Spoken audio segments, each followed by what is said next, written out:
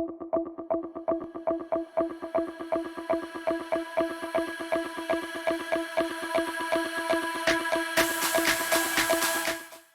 going to dive through hopefully 9 resumes, maybe with some time at the end for Q&A, that people have submitted, people hopefully here on the call. You may see your resume and get some critiques on it, which is really what we want. But more than anything, the tips you'll learn today will hopefully be relevant to you as you move into your job search after graduation, or maybe you're already graduated and this is relevant right now. The other thing is, if you have questions throughout the session, please put them in the chat. We'll be happy to address them there and just let you know all the information we can. So let's get things started. I'm going to start sharing my screen for our very first resume. Can you folks see the resume there? Let me know in the chat if you can see the resume. That would be fantastic. And this first one was assigned to Melanie. So Melanie, if you can see that there, do you want to let us know just your general thoughts about this resume? Yeah, for sure. So I can see it there. So that's perfect. So if I'm kind of looking back and forth, I just had the resume with some notes on my other screen there. So yeah, there's some great things about this resume. The first thing I do kind of want to talk about before like going kind of down through it is just overall formatting. So as you can imagine from 3 of us on the panel today, we've all said we review a lot of resumes. While we give it a lot of thought and a lot of careful reviewing, we do only have a short amount of time to review the resume. So we want to make sure that it's very like clear and concise, and we can kind of look at it and those things jump out at us that we want to see. So the overall formatting for this, there's a few things that I would kind of recommend to tighten up a little bit. So where they have like the different headers of key skills, relevant experience, and so on as we go through, they're all a little bit different sizes. Now, this is getting a little bit picky, but I think it's important to talk about. I think kind of making sure that the fonts are the same and the sizes are the same definitely help kind of when you're looking at it very clear and concise. And then when they list all the boxes of information, I like how they have the titles there and then the bullet points underneath, but I would indent them. Very simple thing, but indenting all the points there definitely helps, again, just being able to kind of review it immediately. So that is kind of just like a formatting thing that I would certainly mention. If you want to go back up to the skills part, I do actually love putting key skills at the top or kind of like a highlight summary. When we focus on this, or when the candidates focus on this, I would definitely suggest looking at the job posting and try to haul out some of those key things. So make sure what you're listing is relevant to the job that you're applying for. So it looks like this person has a lot of customer experience. So it's great to see right there, they have like that listed at the top. The one thing I did want to mention on this, where it says things like, energetic worker, cheerful and friendly, it's really great to, talk about those soft skills, but I don't think it's always necessary if you're trying to kind of cut down on some information. When we get to like an interview process, if we, feel like you have all the technical skills required, we're certainly going to get that from the interview. And that's where we can dive a little bit deeper with yourself to say, they were really energetic and they were cheerful and so I think if you have to cut down on some stuff, you can remove some of the soft skills, because it also could be a little bit subjective, because you do need to brag about yourself when you write a resume, but it's more so how you feel, so you can portray that as we get further in the process. Let's see if there was anything else. Oh, yes. And if you just want to scroll down, Liam. So I thought the experience was pretty good. That was listed. Like I said, I would indent them just to be able to see it and just look at the formatting. You can see between the customer service support and the retail sales associate, a little bit of extra spacing. So just kind of clean that up a little bit.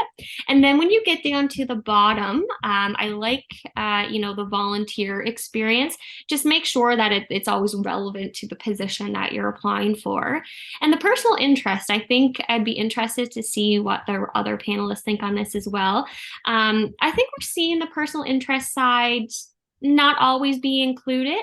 Again, if you're trying to cut down on space, I love that this is only a 2-pager, does not need to be any more than that. So because there's extra room, you can kind of, decide if you want to leave it in, but it's certainly if it's throwing you over to a 3rd page, interests don't need to be included because not needed to get the job. And then once we move on to the rest of the interview process, if we proceed, then we're going to dive in a little bit and we can understand a culture fit. So that information I wouldn't say is totally necessary on a resume.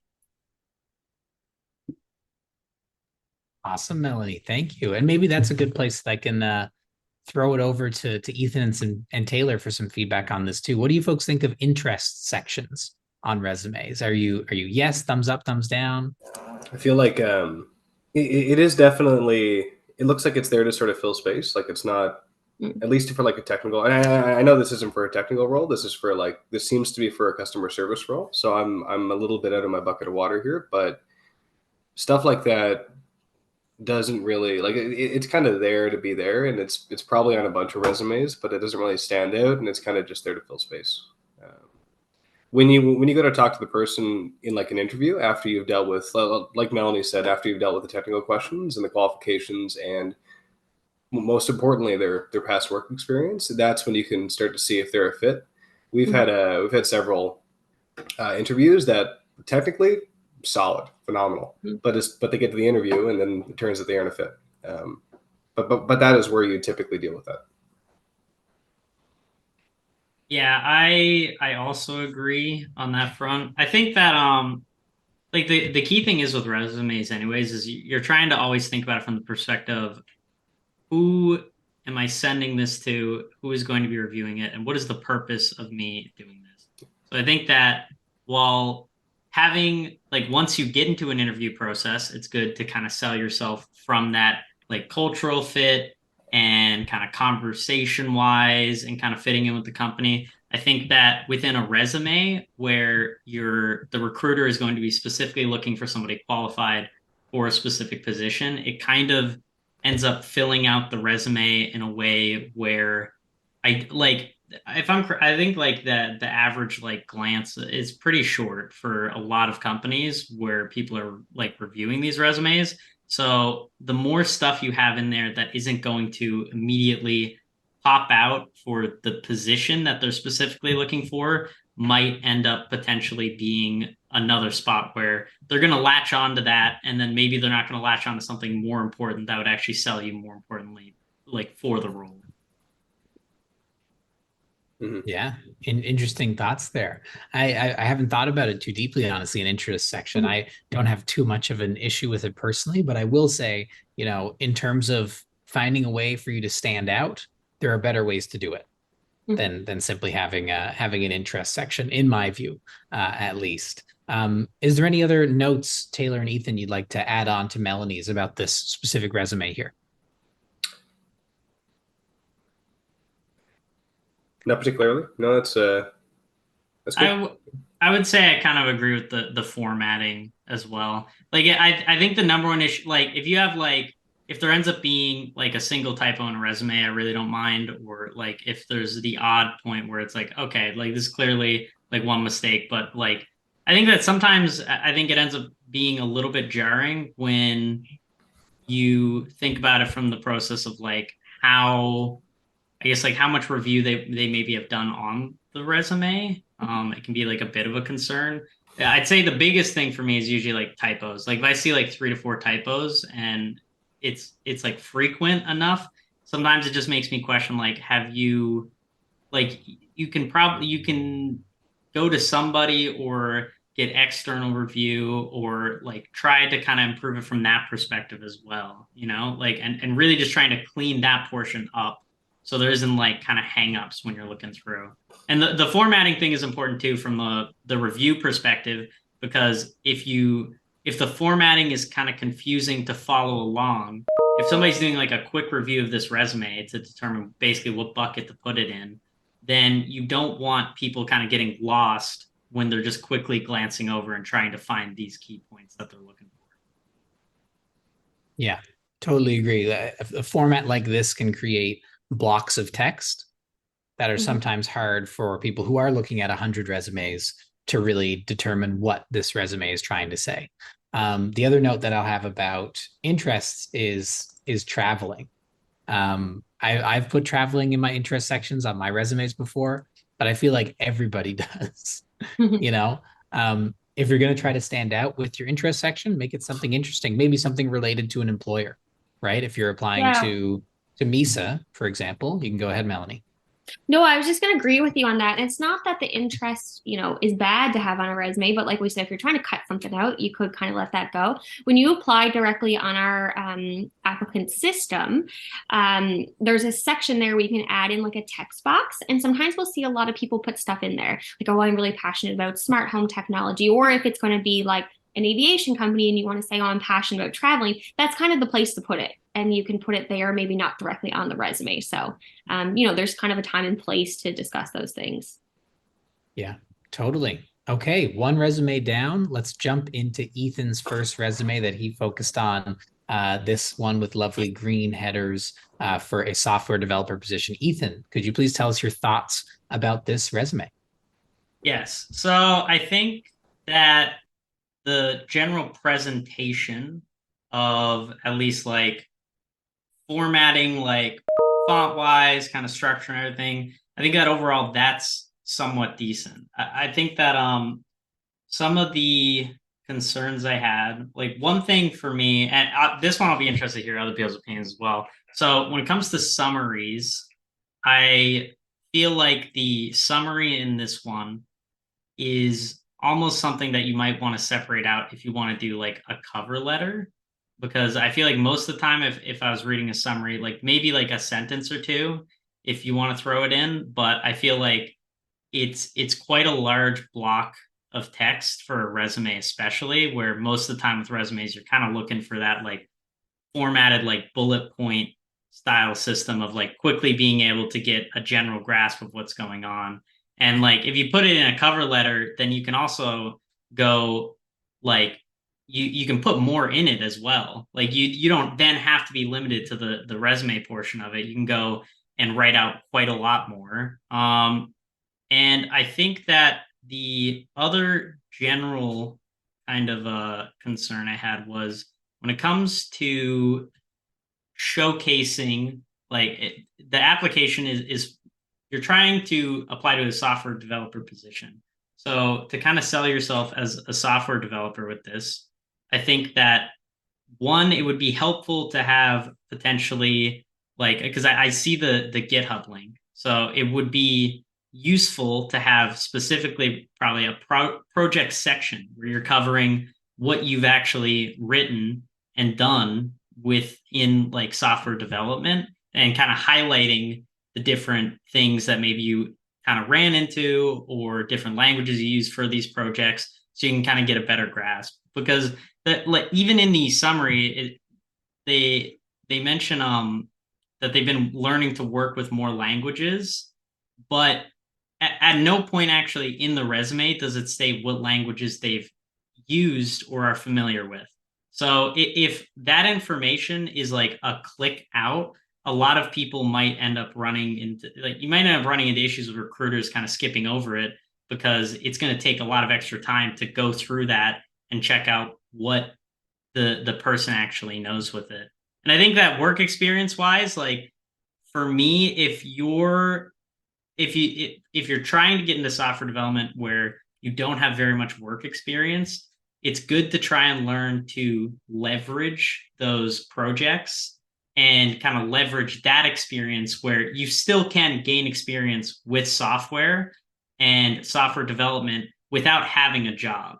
Like you can actually like kind of leverage it through your programs, through personal development, through a lot of that. So I'd say like especially in this specific resume's case, I think the best route would be to try and approach it from a project first, basically approach, just due to the work experience is still good, and I still think that if you have a conversation, it can be relevant to bring up prior experience, even if it's not like directly in the industry. If you can try and like kind of link in. Like, I mean, I had Canadian Tire in my first resume, and I openly talked about the fact that you're still interacting with customers and still dealing with various things. It's just that I don't know this resume. I don't think really let me get like an idea of the person as a software developer. It doesn't feel like it's very targeted towards that, I guess. Yeah, very fair, Ethan. In general, your thoughts on this is that the format is good and that there are a lot of strong pieces, though, correct? I think that there's, I guess, looking at the format now, the summary should also be like, this is nitpicky, I guess. Summary should be fully capitalized as well. It's not even on that. I think that like I guess the other thing is that with formatting, it's still probably good to try and like, sometimes it's useful to block stuff out. That's probably just like a personal opinion with how people like to structure resumes. I usually like to kind of have like potentially a more verbose kind of line side, and then I like to have some other things kind of, if I can fit them in different side blocks, because you end up with like, with this reads a bit like a letter where you have a lot of white space kind of in throughout this. And a resume, I feel like the goal is to have it just like pop out keywords frequently enough that when you scan through, you're constantly hitting on something where it's like, that's relevant, that's relevant, that's relevant, and like a rapid kind of scrub through. So I think having that much white space might also just be, I don't think it's the best way, I guess, to potentially structure it. Definitely some opportunities up in the top right corner to use that space more effectively. Taylor and Melanie, do you have additional thoughts on this resume that Ethan just went over? You're muted, Melanie and Taylor, just as a heads up to you both. Thank you. You think we would learn by now. I agree with everything that Ethan had said. One thing I want to point out, really great point of not sharing more about the languages and the projects there, because as the recruiter, it's really important for people to understand that we do our best to learn about development and learn the technical aspects, but we don't know everything. So for me, if someone had listed like React Native, for example, that can stand out to me and say, okay, yes, Mysa uses that. I'll pass that forward. GitHub links aren't, I mean, I want to see it because I want to see the projects, but I wouldn't necessarily be able to look at those links and understand the different languages. So making sure that it is highlighted on the resume is very important, because you need to kind of assume that a recruiter might not have all the technical knowledge of a developer. The other thing I would mention is kind of what Ethan was saying, like if you didn't fully read the summary paragraph, I do think that should be in bullet points. At first, you're going down until you get to education, you're really thinking they're more of an electrician. And it's not till when you see the education, you understand they just did a software development program. So I would actually move, in this case, the education to the top so that people could understand that they've just completed the software program. Yeah, I 100% agree with that. Yeah, usually I'm very against putting education at the top, but in this case, I would 100% do it. Yeah, no, I mean, I think that, I mean, with every resume you put out, you should do research on the company and you should build a cover letter that fits that. Now, obviously, like you can make a really good cover letter and then alter it every time. Like I remember when I was applying for jobs when I graduated, I probably put out 300 resumes and like 300 cover letters, but it was the same. It was like I made a really good template that explained what I needed, and then every time I'd apply to like a company, I'd basically look into the company and I'd alter it towards that, because you want to get hired by that company, right? You don't want to get hired. You want to get hired by that company. So you need to adjust your cover letter and resume to fit what they want, right? Because they aren't just going to hire you on a whim. Like if they want you, they want you, right? I'd honestly take out the summary entirely, and I'd just make a good cover letter that goes first. Because then it gives you more room and it gives you a better chance to really delve into it, where you don't have to take up that space in the resume. Because this could be a great like one-page resume, and then having the cover letter come first that would make it a lot better for sure. I want to mention one more thing too with the GitHub projects. Having a cool if you deliberately doing something cool and unique, or like something that sticks out as a project, and having that on your resume under like projects or something will catch, especially a a software developer that's trying to recruit you, like that will catch their eye if you do something cool. And that catching of the eye is like massively important because they're going through like, oh, I got to hire, a junior software engineer. Okay, well, I'm going to go through 300 resumes, right? And if you don't catch their eye, you're just not going to get hired. I think the point about too, last thing I'll also add for the bit, but I think the point I 100% will agree with the point on like the nice part with the GitHub is that in the case of sometimes like at our company, we're quite small and I'm doing the resume review, then if somebody has a really cool GitHub, then I'm probably still going to click the link and I'm going to go, wow, they're very active. They do this. But I think that you do have to still target it because at the end of the day, it's not always going to be like if it's a recruiter, kind of as you said, like you need to ensure that the recruiter knows what is going on. If the recruiter has to go through hoops to understand what you've actually been doing, it's going to be a problem. So it's like, it's kind of a thing of like, you almost want it like under the surface. If somebody digs deeper, it's nice if they can find like, oh, they have a lot of stuff on the go. They have really cool projects, but you want to make sure that you can sell yourself even if somebody's not technical with that. If they're still hiring for a technical position, you need to be able to distill that info down. Mm-hmm. Yeah, great point, Ethan, because for everyone's perspective, like if you apply to Mysa, for example, your resume could go to Melanie or it could go to someone else, depending on the job posting and how the process is going in the company at that time. Same for enaimco, trophi.ai. If you're applying to a job there, it doesn't necessarily go to one of these three people. So your resume should be beneficial for anyone at the company who's going to evaluate it. And to Melanie's point, just because HR people are not software developers doesn't mean they don't know what React Native is. Yes. They're going to understand Sure, the requirements of the job. So highlighting those are going to be very important. We're going to move to Ethan's first resume now, but we did just dip our toes into the great cover letter debate, which has been raging locally for some time. Many hiring managers don't enjoy them. They go with a resume first evaluation approach, and then they would go resume, secondary measurement, maybe LinkedIn/GitHub, and then third evaluation would be cover letter. So everything you want an employer to read should be on the first page of your resume, in my view. And then your cover letter can expand upon those. But Taylor, I'm taking away from your time. Why don't you let us know what your thoughts are on this resume here? Yeah, I really like the format of this one. I did have a couple of notes though. So this is an example in which, and like I want to say, at least from my perspective, putting relevant work experience before education is a good idea. So I would suggest that here. So for example, like sure, the education is there, but then you also got to realize that there are probably, 150 plus other resumes that are also going to say Bachelor of Science from Royal University, right?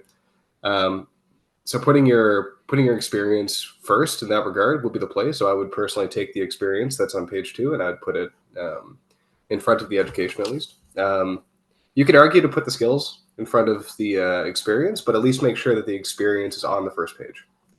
Let's see. Again, like target the companies you want to get hired by. If you want to get hired for a software gig, not all the work experience you've ever done is relevant. For example, here, a good amount of this is good, and like a good amount, I know, for example, like not showing that you have an employment gap is good, obviously, but we didn't need to include. Let me just find it. Let's see. Actually, I think I got part of this confused with the first resume. I'm not going to lie. Hold on. All good. This is the resume. We're looking at experience with line cook and delivery driver. Apologies for that. I was looking at the first resume in the email. Sorry about that. So I'll scroll back on some of that stuff until we get to that later. So line cooker.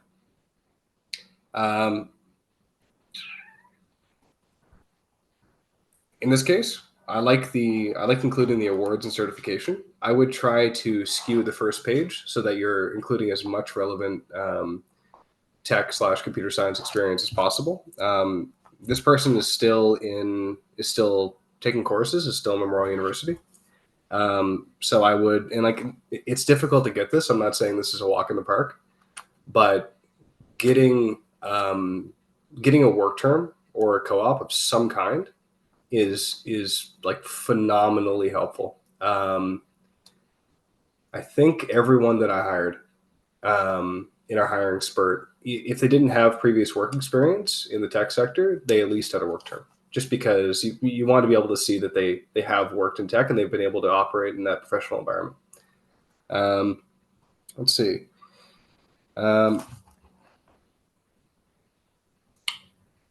The projects did a good job of catching my eye here. I'd maybe like reorganize how they're written down, or maybe like bold them or something. Like do something to make like the title, because like the title is great. It's like can't stop, whatever else, right? But trying to make them pop out to the person viewing your resume is a great idea. Let's see. And yeah, it's 2 pages, and it's a very thick 2 pages, so it's good.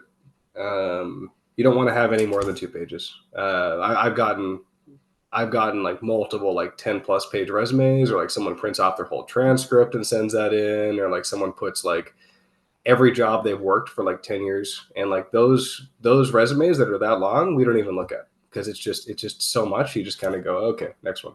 Right. But yeah, that's essentially this one. It's looking pretty good. Like it's looking really good for a student, especially, but I do recommend like getting that icing on the cake, getting some kind of work experience of any kind that is involved in computer science, software development, whatever else, because if you have that, then this is phenomenal. Right.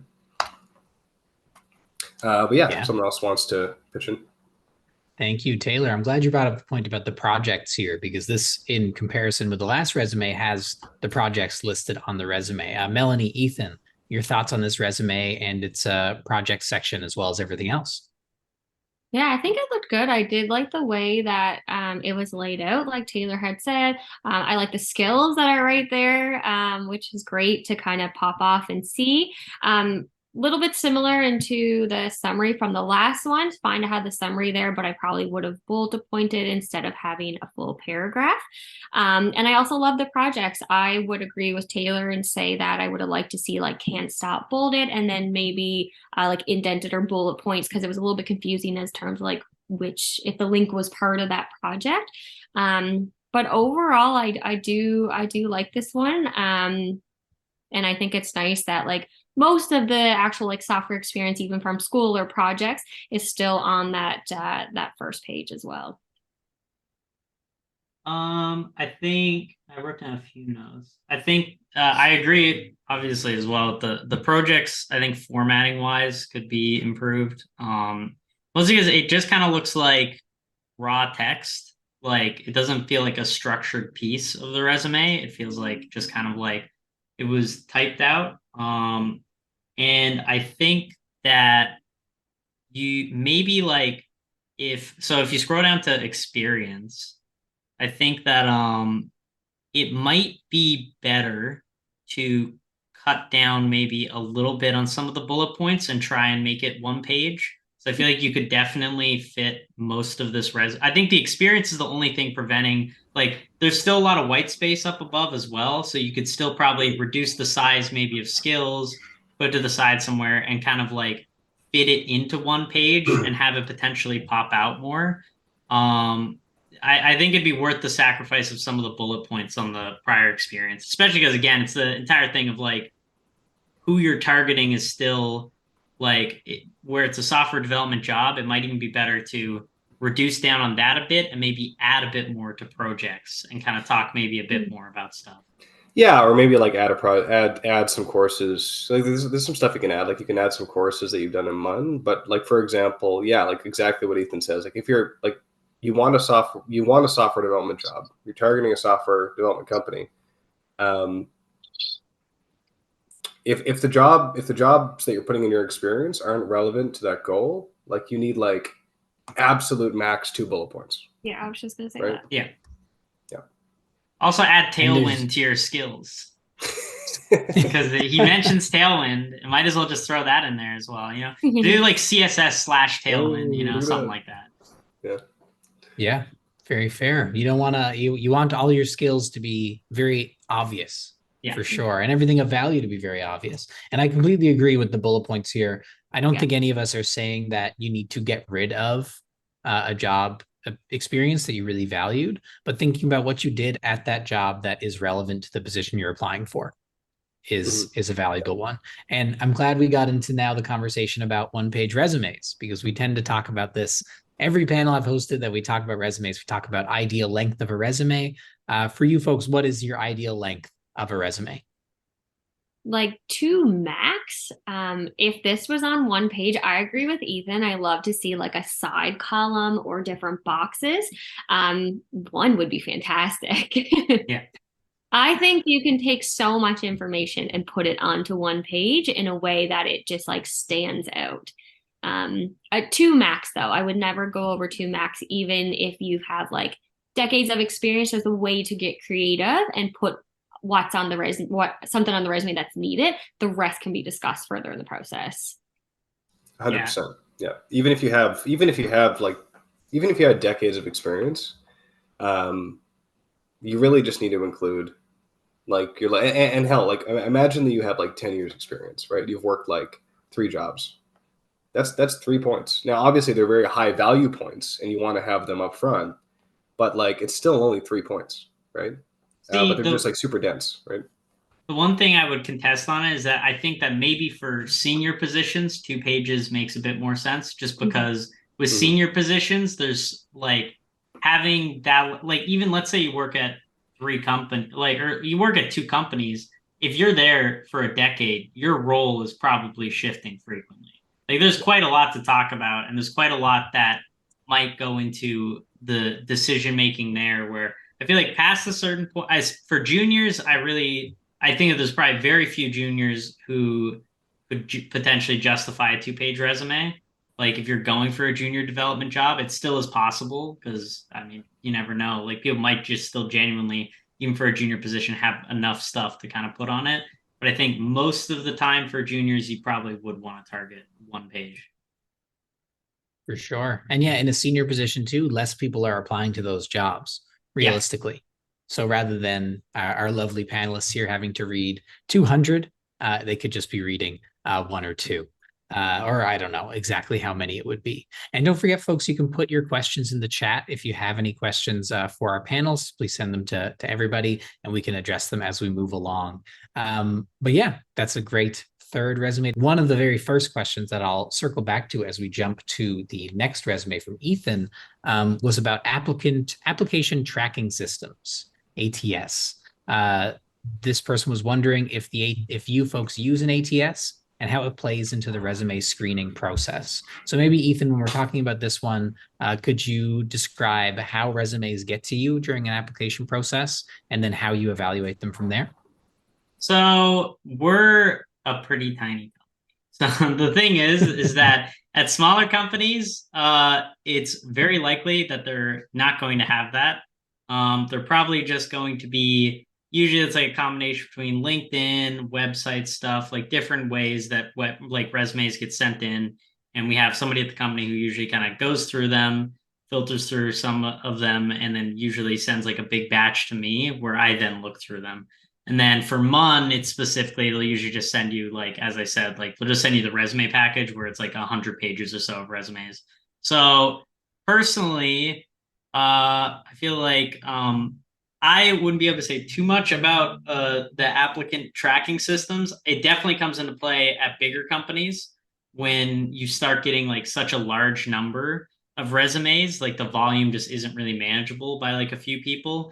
But in our case, at our company, it's usually just like, it's going to be me just kind of manually processing through a lot of them and kind of just reading, which is also why it's relevant to, I guess, some previous points as well about kind of who you're targeting. Like it might be more relevant at bigger companies. It might be more important to show off certain skills and phrase it in certain ways that some of these like systems might pick up on stuff. But then at smaller companies, it might not be, it might not come into play as much, I guess. Totally. Yes. Taylor and Melanie, anything to add on this, just as Ethan gets ready to talk about this resume? Yeah, we do use an applicant tracking system called Lever. Similar to Ethan's point, we didn't start using it until we had more employees on board and had more volumes of recruitment. I was number 55, I think, when I joined, and we didn't have it then. So it was probably until we were like 60, 65, going through our Series B fundraising, and we had a lot of recruitment. We just need a better place to manage it. Now it is amazing to go through. We're able to we still go through every single resume that comes in, but we're able to sometimes ask questions so we can see that right on the profile. All of our hiring managers, so we use Slack for internal communication, which I'm sure that everyone pretty much does. But it all links through Slack as well. So we just send the resumes through there, and hiring managers with a click of the button have access to review as well. And then all confidential information is just with our team. And then, anyway, I find it a really great, especially when you have higher amounts of volume for recruitment. Yeah. So I use a mix. So essentially, Bamboo is one of the sort of surfaces that we get resumes through to a large degree. I'll typically filter through those, and I'll label and rank them, and then basically set aside a bunch for like a secondary sort of view over, and then I'll contact X people. Also get a lot of resumes through other means, so either through recommendations or through someone specifically contacting us or whatever else. Typically, the people that contact us or are recommended to us also have applied through Bamboo, so it's easy to see the resume and all the such. And yeah, and on the topic of Slack is awesome. But at smaller companies, you'll see like a mix of other stuff too. Like for example, we still use Discord just because everyone knows how to use it, and it's kind of what we've been going with. But yeah, that's more or less the show. Cool. Thank you, folks. People are very curious about ATSs all the time. So I always just want to pull back the curtain a bit and have you folks describe how a resume gets from the application portal to you. So thank you, folks, for going through that. Ethan, this lovely resume here, can you tell us your thoughts on it? Yes. I think that this one was pretty good. I really like a lot of the stuff I'm going to say about this one is probably going to be mostly going to be positive, and then there's like a few nitpicks that, in my opinion, they really wouldn't like deter me from probably like requesting an interview. I think that for the summary, like quick formatting thing is if they want to keep it as 4 sentences, they can 100% just cut out the new line. I don't think they need the new line, really, because I don't think the second sentence changes enough to kind of justify it. Like it's like the whole thing with the indentation matters, because the way your brain's going to interpret things is in certain ways, kind of as to how you read it. I think that within the work experience section, it might be beneficial to, because if you kind of scroll down into it and see all of it at once, where there is a lot, it might be useful to split it into primary and secondary experience, where primary experience would be active, like full-time work at a job versus like kind of the solutions engineer, versus kind of like maybe secondary experience through smaller positions, or like kind of like maybe the help center could probably go in there as well. Like kind of splitting it up into that would make it so maybe it's not as much of kind of a big wall with the work experience. Quick thing also, the languages, and this is a true nitpick, the languages header has a space in front of it, so it doesn't line up with additional experience in education. So kind of just try and line all of that up as well. And then maybe one other short thing is probably add under education where the awards is, maybe indent it out a bit just to kind of have a bit more kind of visual indication with it. But the main things I'll compliment is I'll say that I think that for a very academic focused resume, this does, I think this is very good for that. Like it's very clear that the person is actively trying to gain experience even in university. So they're not like, I think that when you're going through university, if you want a way to stand out and kind of push ahead, you can either try and do some side projects, maybe get them up on a resume, and then you'll stand out after university because it'll be clear you're trying to take things and kind of have like initiative on that front. But then the other thing is that it's not just about GPA if you're working hard in university. The fact that they're actively doing things within academia and the university. So as it's there, like helping out the help center, like doing TA work, like research assistants, like doing development for Mon as well. Like all these are things where if you're in university, start talking to profs if you want to go down that route and ask them if there's anything you can do. Because if the academic route is the route you want to go down, you need to try and start early in university if you can, and kind of chatting with profs and networking within that area and trying to get some experience, because there's quite a lot of experience to be had even within university besides just doing your degree program. There's a lot of profs who have side projects and a lot of things that they can get you to do. And all of that is stuff that you can put on a resume like this. Awesome, Ethan. Awesome. Okay. I mean, Taylor and Melanie, what more would you like to add to Ethan's comments here? Yeah. Talk to your profs, talk to profs, like comp sci profs in general, talk to and be involved in your computer science society if you're going to MUN. Those connections that you'll make. So on the first note, if you can get some kind of like legitimate, like you can get some kind of work experience through MUN, even if it seems like whatever to you, like that immediately puts you above like over half of the competition, just because you have some computer science work experience and a degree. The other thing is be involved in your computer science society or peer groups like that are involved in the field that you want to get into. Like the amount of people I know that have gotten jobs through being academically decent, grabbing some work terms or grabbing some kind of work experience in the field, and then being a part of this sort of their like peers and actually being involved in their peer groups is massive, right? Like those three are indicators that you're doing something right. Yeah. I just Melanie? echo what they both said. I think this is a great resume. I like the way it's laid out. And I think it's wonderful that they already have great experience and projects. So you can tell that they're quite keen. And a lot of that is like pretty consolidated in all their time in university. So this is definitely a resume that I would pass forward. Yeah, awesome. Thank you folks for the feedback. And I 100% agree with what you folks said. Like machine learning developer, even if that is a title at a university, is a very valuable thing to have on a resume. You know, because it shows that someone is really doing the work. And even though this is a tight resume that is pretty jam-packed with information, the formatting still works. It's still got some design flair with like the double slashes and things like that. So I totally agree with all the thoughts here. All right.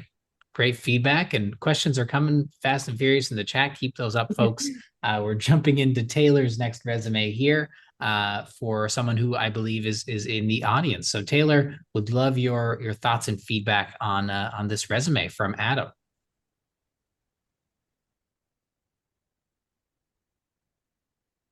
You're muted right now, Taylor. As a heads up.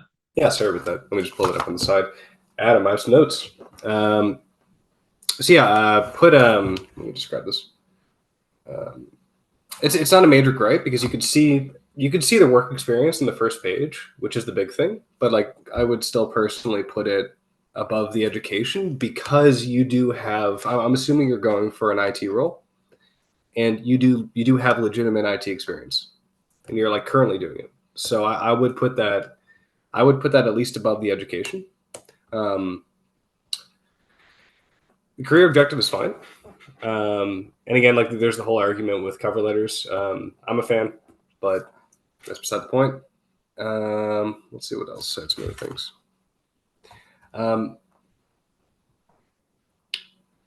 Some of the work experience you didn't need to include. Again, you have to target who you want to get hired by. And for example, like there's one here.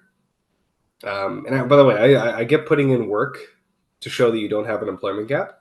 But for example, this various locations, part-time contract positions block can just go on page 2. I know it hurts sometimes to take out work experience, but you really need to target your employers because there is so much competition, right? And just keep that in mind with a lot of these. Like if they aren't relevant to the specific job you were trying to get, like 2 bullet points max. They shouldn't take up. They shouldn't like four is a few too many. And I understand that like each of them has 4, and it looks very good and very symmetrical, but more or less the case. What else do I read? Let's see. Oh yeah, at the bottom. How do you guys feel about certifications? Again, I think they need to be like relevant for the position. It's fantastic that you have your first aid, for example. Is it required for the IT position?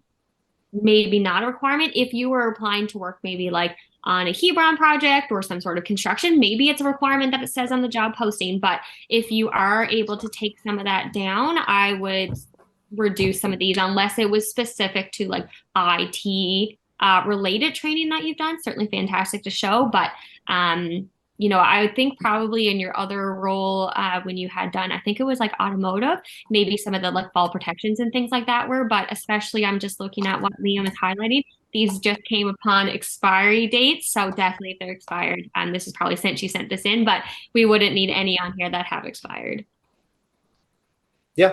I mean, if you want to include, like say, for example, you have like a super relevant certification that just happens to be expired, like that's fine. But like expired certifications are expired certifications, right? Liam, I think it depends on the position. Like when I was hiring for like offshore and the construction industry, these things were required. Like you had to have your VST, you had to have your fall protection. So we would need to see it. But just make sure that like if you're applying for an IT office position, it might not be applicable for you to list the trainings or certificates. Yeah, definitely agree with all that. Yeah, other than that though, I mean, especially if you want to get into, if you want to get into an IT position, and I have worked IT. I mean, you have experience, you have education, you've done it before, like it's, and again, like it is. I have worked IT, but I've never hired for IT, so I'm sure there are things I'm missing, but I like it. Only things I would add would probably be formatting, indentation. Never forget indentation. It's very lovely to see indented resumes. As it I think it gets back to that, like when I see non-indented, like formatted stuff, my brain thinks of like text files, like raw text files. So it's a bit like, I think sometimes it's a bit jarring when you're kind of reading through because you're expecting, like when you see a header for an indentation afterwards, and then it's just all in the same line. So your brain reads it as another header, and then it kind of throws things off a little bit. Besides from that, I probably wouldn't have the name cell, like all that on both pages. I think on the first page is fine. I think it kind of just takes up room on the second page. And besides from that, I would probably just also agree. We said it before, but kind of just remember who you're kind of targeting, I guess, when you're writing down your experience and what kinds of things you might want to showcase when you're trying to target a specific position. Because it might not be, it's still useful probably to throw on like a couple of non-relevant things or non-relevant experience if you have like previous work experience, and then you might end up talking about it. But having all of it when there's a lot might end up, I don't know if it's the most beneficial. Yeah, you are hunting for a job. You need to target your employer. And I did want to reiterate one final point too.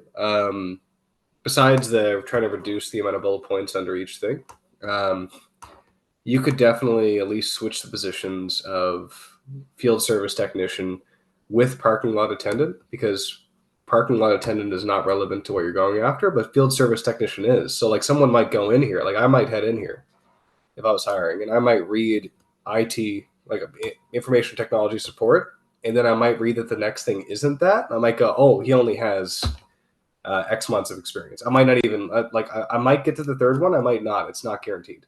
So I definitely switch them up. Yeah, awesome. Anything to add, Melanie? No, I agree with those points. The biggest thing, just because you guys can tell I'm very like stickler for formatting, I agree with Ethan on like making sure that like education and work experience are bold and then indented as well, just like ease of being able to look. If you want to scroll up a little bit, Liam, there, we did say this kind of, but with the career objectives, I understand like, looking to start my career at entry level, things like that are always great, but we kind of know that the position posted is probably for a junior, and with your experience, we know that is more the goal. I think I would use this point to kind of do like a highlight or a skills area. So if they're looking for like 1 year of IT experience, and you can highlight like 1 year of IT experience with so and so, or maybe put down the different like programs that you've done, or if there's certain skill set that they're looking qualifications, I would use this section actually to list like 2 or 3 bullet points that would be relevant there. Absolutely.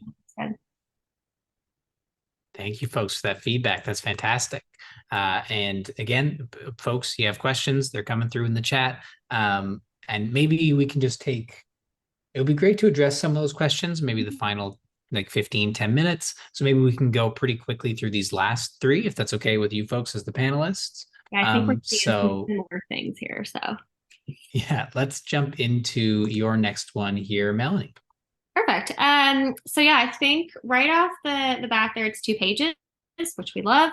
I liked that there was a link at the top there for LinkedIn. So anytime you can add just straight up like link your LinkedIn or your GitHub, something like that, it's just, I know it seems a bit silly, but like 1 click of a button is much easier than me having to go and search for something. So we like that. I like the way that things are laid out in the headers with the lines. I do like to be able to kind of just to look at it in buckets. Very visual person, able to like understand the separation between each role. So that looks good. What else did I have here? This is very small things. I'm kind of with Ethan in terms of like, if there's 1 or 2 mistakes, it's okay. But, if there's a few mistakes, then that's going to kind of ring some bells. One thing I noticed, like in the second spot there's like brackets with iOS, but there's no bracket to close it. So just little things, kind of do like a quick review of your resumes just to make sure that everything is like kind of tied up neat and tidy before you send it in. Oh, and another point I had on that, I just noticed it in the second box, it could be throughout. Make sure, because a lot of times you do your resume for one position and then you work there and then you go get a new job. And when you are at a current role, you use like a present tense. But then when you go get your next job, you need to change it to past tense. So in this one here, you can say like led, you can see they said led the bank acquire, but then they say like serves as a coordinator. So there's a mix of past tense and present tense. So you just want to make sure that it's correct, depending on if you're still at that position or you're not at the position. Very small details, but I think that it makes a difference. Down then in the relevant skills section, I think I mentioned this already, but relevant skills, if there's just some things that you kind of like can remove just to make it like 3 bullet points. Again, I would suggest like Office 365, especially if you're applying for more of like an IT position. We know that you're very like versed into different IT programs and very like into technology. So we can just assume that you have experience in Office 365. And I think that's kind of safe to assume for all of us applying to positions as well. And yeah, I think that was kind of my overall thoughts. I do like the way that it's laid out. I like the lines, I like the buckets, but I think on this one here, I would just like double check all the attention to detail. Thank you, Melanie. Taylor, Ethan, any thoughts on this resume? I think especially for security, the last portion is, see, now this is one of those things where I haven't hired for security yet, and I only know security from like almost going into it before I went into software development. But I think that the professional certifications are very important for a lot of security stuff, and they will like, so I don't know, like, actually I'm interested, Melanie, in your take on that. Like, do you think that should be higher up, or do you think it's still okay at the very bottom? That's a great point. I think, let me just scroll to the top Honestly, in this type of resume, I believe that it's fine that it's at the bottom. I think you could go either way because um, all the items listed on this resume are all to do with IT security. So you're going to Yeah. continue to scroll. When Taylor mentioned last time that like parking attendant, I think it was, that might cause him to stop because it's no longer relevant. But pretty much as you scroll down, pretty much everything is going to be relevant. So I think you're going to get all the way to the bottom. Yeah. But I think you could make a case for it either way. But this situation, it could be, but like, like the last resume, if there's ever a situation where maybe the last page isn't as relevant, put everything relevant right at the top. Yeah. But you're right in saying these professional certifications, just know the role you're applying for. It's great that they've listed these on here. Definitely. 100%. Yeah. Yeah. And this could be a more generic resume, but when they are applying to a job, any certifications listed in the description, if they want to just put that up in the summary, that could potentially solve one of the challenges here. Sorry, Taylor, go ahead. Oh no, it's all good. Yeah, if you could somehow get the professional, like the relevant professional certifications up between summary and professional experience in like a way that looked good, that'd be awesome. But like, I love this resume. I really do. And again, like Ethan, I've never hired for security before, but like if I was hiring for security and I saw this would be an interview. Awesome. That's really good to hear because from my perspective, I come from a marketing background. I feel like feedback you could get from a marketing hiring person would be like, oh, it needs to be flashier. It needs to be more colorful when it may not need to be that, right? For the position that we're talking about. Security. Yeah, let's focus on certifications and the skills from the roles. So thank you, folks. That's fantastic. Let's jump into Ethan. This is your last resume of the day. So there are, I guess, like, there's a lot of issues I kind of have with this resume, formatting wise and information given. So I guess to start with formatting, it's very, like, kind of we said before, if there's a few like formatting issues, it's fine, but there's formatting issues throughout the entire resume. Like every other, like if you continue to scroll down, the actual titles many times over have in like the spacing changes on a lot of them, and it's to the point where it doesn't feel like a very professional resume at all. Like there's not really like, you don't have to, I don't know if this was made like raw, so without a template or anything. And I think a template would be really useful just because a lot of this ends up coming off very messy. Like even in another issue that you can even spot right here, right now, is professional experience. And there's no details whatsoever about the experience. So I don't know really what you did besides a like title. And also this is formatted incorrectly as well, because you have designation and then a line down, and it's not even formatted in a way where each thing is on a different line. It's like incorrectly kind of going at like an angle. There's a typo as well on video.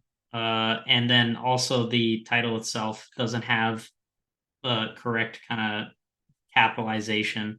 But this part's an interesting one. So for me, I don't think that the certificates, because we were talking about certificates before, I personally, and this is 100% a personal preference, is why I guess it depends on what recruiter you're talking to, I don't really place very much value on software development certifications, mostly because I can't validate them. And I think as a recruiter, like it's different for, if you're hiring for like a cloud practitioner or you're hiring for like a DevOps position, there's going to be certain certifications that you're looking for that are basically going to be required or are extremely like beneficial for when you're hiring for somebody like that. Same thing with security. I think that in software development, it's much more important to try and highlight it through either experience or your own projects that you've done.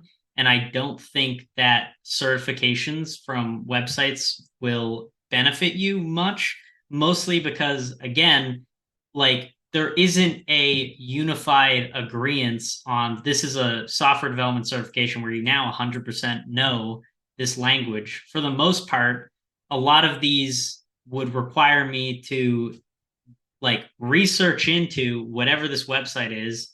Is it validated that it's showcasing to me that they've learned something, or like what are the metrics of it? There's just not enough information known, and a recruiter isn't going to want to search through and check out all of these different certifications that may or may not be like showcase, I guess, a skill that's being learned. Personal details, I really I don't know. You do not need to put that much information on a resume. Like, if anything, I think it's not only a bad thing from like a recruiter sees it, but I think it's more so even like a security issue. Like, I would not recommend sending this out to anybody with how much information was present on it. And I think the announcement at the bottom, also, I don't really. I think a lot of this needs to be like placed probably, like some parts need to be fleshed out more, some parts need to be cut out. And I think one of the biggest things is that they should probably use a template to start off with. And here's an interesting one though. What do people think about pictures on resumes? Because I'm also not a fan at all of pictures on resumes. No. Yeah.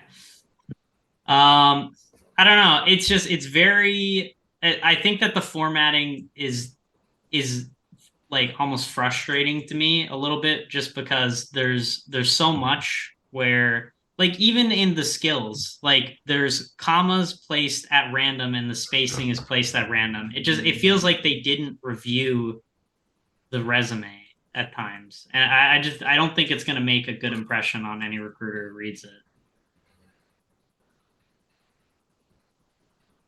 Yeah, I think Ethan, you pretty much said it. Melanie?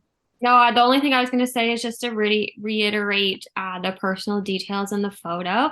I think number one is like the security element that Ethan said. Definitely do not include those details. From a security standpoint, it's also not going to get you any further. The other thing is we have a very like unbiased recruitment process. And I think our recruiters and our hiring managers do a really good job at that.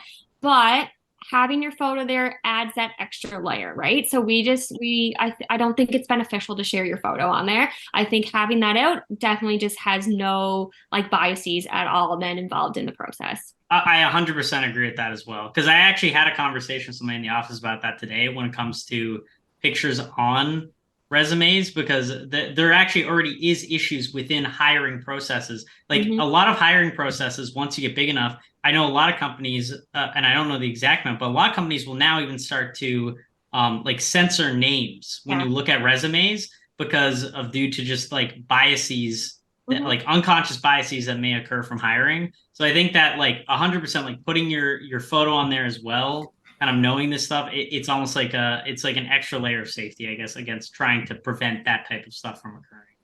100%. Yeah, absolutely. This is definitely more of a CV, and maybe the amount of information distracts from the important stuff that we want to see. Taylor, do you want to loop in your comments into your final resume you have to review here? Actually, I did have one note on the previous resume. So I've heard that this may be inaccurate. I've heard secondhand that some countries require you to put things like religion, marital status, and images on your resume. But anecdotally, I've heard that, and that may be somewhat of an explanation. But yeah, definitely don't put. Yeah, there's a lot of information there. You just shouldn't. Again, like you're hunting for a job. Like you don't need to include all of this baggage with, all that and stuff. Especially in software development, at least in like if you're applying to jobs specifically, like a lot of this advice, I guess, will always end up applying. Like everybody has natural biases. Like these are all of us are people who are hiring, either like based in companies are based in St. John's. So I guess it's like that kind of is naturally going to apply to a lot of the advice here in the first place. But 100% for if you're applying to tech companies in St. John's, you do not need to have that information on your resume. And I would not recommend having that information on your resume, because it's not stuff that you want to go around by, especially with something that you're sending out to a lot of people. Like, actually, I have one more tiny note. So certifications. As someone who has multiple certifications, you can just play that game. Like you could just go in and just grind those out and learn like next to nothing, and you end up with like 5 certs. Like I really, and maybe this is a personal bias, 100%, and it's because I have certs. I will basically, like, if I see certs in a resume, I'll just like kind of mentally blank them out. Now, obviously, for security or for something else, that's a whole different situation. Different fields that aren't software development need certs. But like, if you're going to be a software developer or a software engineer, like, personal projects and especially work experience are the most important thing. And I don't even look at the certs, right? Yeah. This resume, I like this resume. I like this resume a lot because it's 1 page. It has an awesome amount of work experience, and it's kind of blanked out here, so you can't see it. But there is, like, I'm pretty sure all 4 of these are work experience. It's concise. It's 1 page. Design wise, it looks decent. It's good. It's definitely playing to like someone like myself and someone like Melanie. I'm sure Melanie can confirm or deny that. But I really like this resume a lot. I'm assuming they're applying for a mid-level or senior software development or software engineering role. Software and web developer. Yeah, exactly. That from what I've read in the resume, that pretty much sums it up. And it's, I think I had like 1 note maybe. Oh yeah, the only note I had was that, like, because I'm not even sure how you'd strictly fix this. Maybe one of you guys could chip in and come up with an idea. But all 4 of those, especially with the names blanked out, maybe that's what's doing it. All 4 of those jobs, from like a scanning with my eyes text perspective, they look like one monotonous blob of text, and none of them really stick out. And again, like, maybe if I looked at this without the redaction, it would be a different story. But I really have nothing negative to say about this one. That's awesome, Taylor. Melanie, Ethan, you don't have to try to say something negative, but in these last couple of minutes, what are your thoughts on this resume? No, I think this is like my favorite type of resume to look at. I love a side column. I like that the skills are highlighted on the side, and you can kind of put even some of your projects on the side as well. If there was extra space, instead of, because I find one thing I would say was like under experience, maybe where it says like the project highlight, maybe you can condense that a little bit into like 1 sentence, and then have like, if you do have a link to like the personal project would be nice. Other than that, I think it looks really well, like, especially from my perspective, looking at it as a little bit more like wholesome culture fit and things like this. I like the creativity. And yeah, I think it's really great to highlight your skills on the side. It stands out really great, especially like I said before, when I'm coming at it with like not a full technical knowledge, but I can really look for those like keywords stand out. As the only negative things, as the negative Nancy here, but I think the first project highlight, you could indent it, because it seems like project highlight below has indentation plus a larger spacing in between vertically. So I think that could be kind of improved stylistically. Now, this is a question I want to ask the other people. What do you think about, because I kind of like it, with highlighting, like bolding words in the sentences? I personally don't love it. This situation isn't too bad. There are resumes that I've seen that it's just a lot of information, and certain keywords are bolded because like programs like Indeed will haul out those words. Those I find too confusing. This situation isn't too bad, but you would have to be very careful to make sure that you're highlighting the correct words, because if it's bolded right now, my eyes are just going to like focusing on, rather than like maybe like, SAP or something like that, right? So you would have to make sure that you really have bolded the correct things. But I think I would just bold the headers and not so much the text. Yeah, my thought on that, Ethan, which is a really great point to bring up, is if you are going to bold within text, you need to be very Particular. choosy with it. Particular, Yeah. absolutely. Like there are some words here that would be my only negative piece of feedback on this resume, would be there's words here I don't feel need to be bolded that may draw attention away from other places. But for example, if there was relevant skills that Yes. weren't highlighted on the left but were on the right, I would highlight those within the Yeah. sentences and I things agree of with that that as well. nature. Kind of looking at Two some of main them more. Yeah, definitely. Some of them are provided. I don't Yeah, know. There's a few assisted. that are like that. Yeah. And that's okay. I don't think it Yeah. took away a lot from this resume, to Taylor's No. points. But I think it was pretty fun. I'm going to stop sharing my screen because we're basically at time. I just want to quickly say to the last couple questions that I saw in the chat, so many. Thank you for asking those. We'll try to answer some as we follow up from this event. People asking about font size and things like that, getting very granular. We could not review everyone's resume. As Madison mentioned in the chat, we received more than 50. So that would be a very long session. And our lovely panelists do not have all the time in the world, but they did have 90 minutes for us today. So I want to extend a massive thank you to you, Ethan, you, Melanie, you, Taylor, and Lori and Robert, our ASL interpreters, for their time today. I think you're able to bring a really strong conversation forward with our groups. As I know it's 5 o'clock, we're finishing up. Do you have any final thoughts you'd want to share with our attendees here today from what we discussed? No, I just thank you for having me sit on the panel. Obviously, I have had a lot of experience reviewing resumes, so it's always great to talk about it and just kind of share from our perspective on things that stand out. I'm fairly active on LinkedIn, so if anyone wants to connect with me, Melanie Kung, I know there's some questions that we never fully got to today. So if anyone does want to shoot me a message, I'm always happy. I was going to say in my spare time, not that I have a lot, but I'm always happy to chat and answer any questions that I can. This is just Lori, the interpreter. Just noticed Adam had a question if he could go on camera to put his hands in the air for a question versus typing it in the chat. We are at time. Do you folks have a second? Yeah. Okay, yeah, Adam could come if he is still available. Okay, I'm just gonna make him bigger. Okay, thank you. I do want to just ask if a person has a disability. Let's say a person is hard of hearing or a person is deaf. Should that information be given to the person who they're maybe applying to?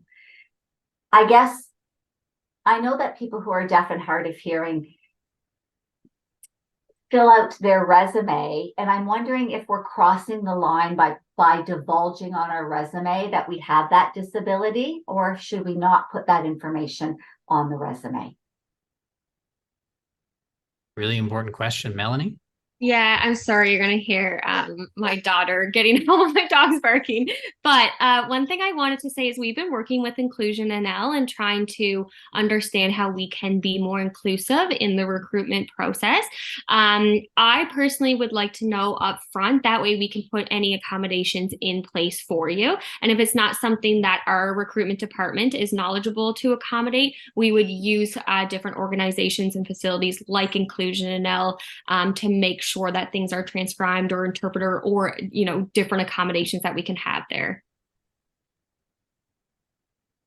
Yeah, I agree with now I think that we haven't really run into it with our company, but I think of that route, that's one of those things where at an early startup it's kind of important, and even just bringing it up I guess in this conversation is important because I'm probably going to literally tomorrow bring it up to my boss about potentially kind of what ways we can approach that. I would say that as she said, it would probably be important to know upfront only because of being able to accommodate instead of just we don't really want to be in a position where we don't know, I guess, what route to kind of proceed with the interview and but I think honestly it's important for companies, especially even though we're a small company, to kind of basically have like be prepared for these kinds of situations and be able to accommodate as a result.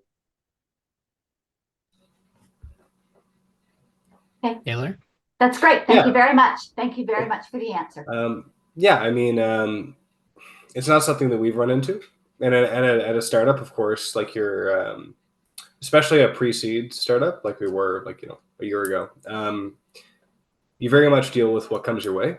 And there isn't a whole lot of like preparing for the future, like thinking about the eventuality. But like, for example, I don't think it's the kind of thing you'd include on your resume, but if it came to the interview process, then that would be something you'd bring up, obviously, because of communication and the such. But like, yeah, I mean, of course, if you're gonna hire someone with a hearing disability, then you need to account for that. Right? Yeah, I'd say even on the resume point, like technically speaking, like I don't think it should, at least in my case, if I interviewed somebody, or I guess if I had got a resume and then I went to interview somebody and then they inform me after the fact, it's not going to be an issue. You know what I mean? At that point, it just means that I think it's important, obviously, to prepare before the interview, just so that then that way we actually can accommodate and kind of like be prepared.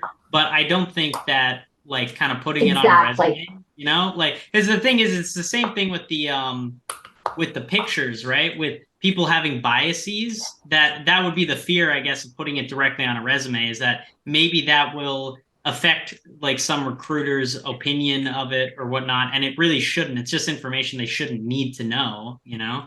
Like once at the end of the day, if they're going for an interview, like they should be willing to accommodate, and it shouldn't really affect their view on the situation. Yeah, really good point. And it's good to try to eliminate a bias. I think letting the people know ahead of an interview is definitely what is required. So we've gone 5 minutes over. Any final thoughts from our panelists? No, just if you could somehow get work experience as a student, especially through either Moan's co-op program or through your own investigations, like looking around, do it.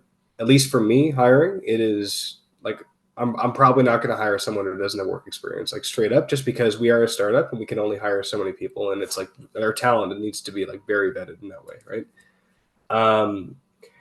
If you're hunting for a job, hunt for the job, target your employer, look them up, right? Know what the company's like. Yeah, that's more or less the show. If you don't have work experience and you want to stand out, and even though probably 10,000 people said it, like you don't gotta do anything crazy. Just try and do a personal project, like something. Make it if cool. you have anything you can talk about, you're instantly going to stand out. If you are going to MUN and you do one single personal project, even if it's just like, I did a calculator that looks kind of cool in the web, then I'm going to be very pleased. Even if it's a local hosted thing, if you have a project somewhere and a software developer ends up looking at your resume and clicks on your GitHub and goes, wow, that's a cool little project, that's like instantly above. If you feel like you're not standing out, that is like the easiest way to stand out. Just come up with anything, even if it's already been done before. Just come up with something, do it on your own, have a few commits, just make a night out of it or two, and 100% it will make you stand out. Like, have something you can show someone. Yeah. Proof. People need proof in the resume, and then they need more proof when they meet you. Ethan, Melanie, Taylor, our interpreters, Madison, and all of you folks, thank you so much for attending and for participating. I know Melanie put her LinkedIn in the chat. Ethan and Taylor, you're on LinkedIn. If you want to offer that up to people, feel free. But with all that said, we've gone over time. We could keep going forever, but we need to stop now. So thank you, everybody, for joining us today. We will have more of these sessions, so keep yourselves in the loop, and feel free to follow up with us if you're looking for more specific resume support as well. So thank you, everybody. And with all that said, we'll finish off for the evening. Have a great rest of your day, and hopefully see you all soon.